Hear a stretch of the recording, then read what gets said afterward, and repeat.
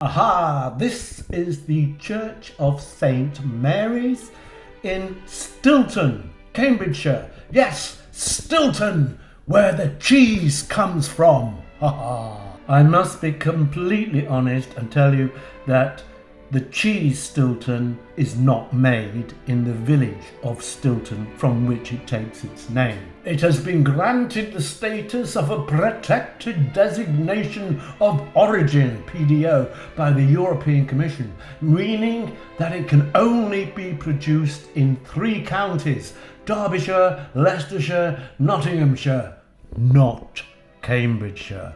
Therefore, you're not allowed to make Stilton cheese in Stilton. So how are the two associated? Well, according to the Stilton Cheesemakers Association, the first person to market blue Stilton cheese was a guy called Cooper Thornhill. He was the owner of the Bell Inn on the Great North Road. While in Leicestershire, he sampled the cheese and fell in love with it, granting the Bell Inn with exclusive marketing rights to Blue Stilton. Wagon loads of cheese were being delivered there. It was a main stagecoach route between London and the north of England. Thornhill promoted his sales and the fame of Stilton spread rapidly. So no, the village of Stilton has nothing to do with its namesake in the dairy product coagulation. But let's have a closer look at this church. Most of this church was rebuilt in the 1400s, but the south porch and vestry are mostly from about 1500 AD. The tower here is of 4 stages, buttressed halfway up, with the lower 3 stages being plain.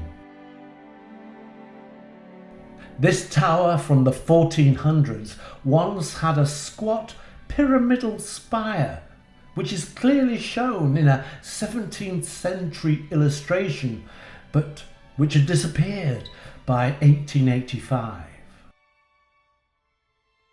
The structure that you can see here today consists of a west tower, nave with a north and south aisle and clerestories, north and south porches and a chancel.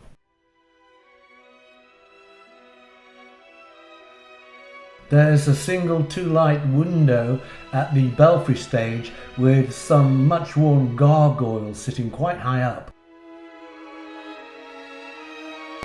Entry to the church is through this north porch.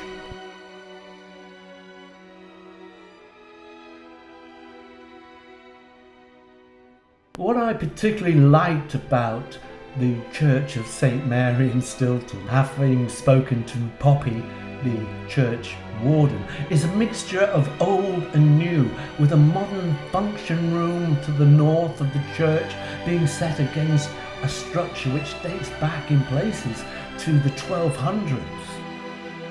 As we move inside, the doorway leads into the modern rooms to the north, and moving into the church itself, it looks as if it has been extended off to the west. The oldest parts of the church building are these 13th century nave arches, although it's probable that a much earlier building stood on the site.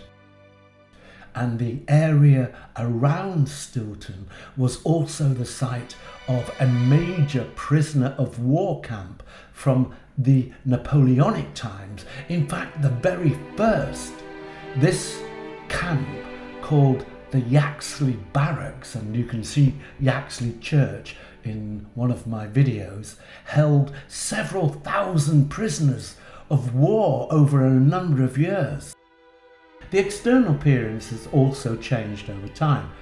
The reason for the steep roof pitch is that it was once a Collie Weston roof. That means it was made of Collie Weston tiles. That's a village not too far away that has a quarry and are traditionally steep The original chapel was built by John de Stilton in around 1338. When you look clearly at it, the chancel and nave are noticeably misaligned, suggesting that they were not built at the same time. A gallery at the western end was removed during the restoration in 1857, and the south aisle was partially rebuilt in 1908.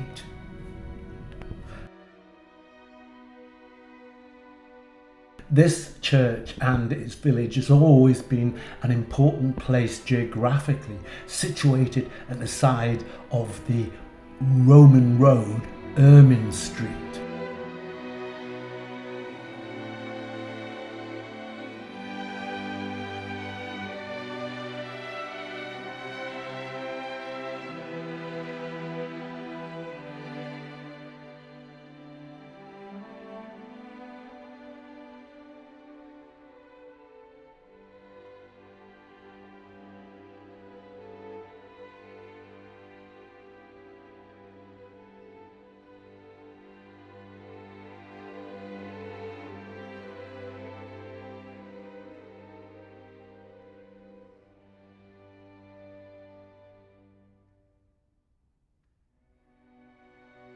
Here you have the royal coat of the arms of George II, dated 1753.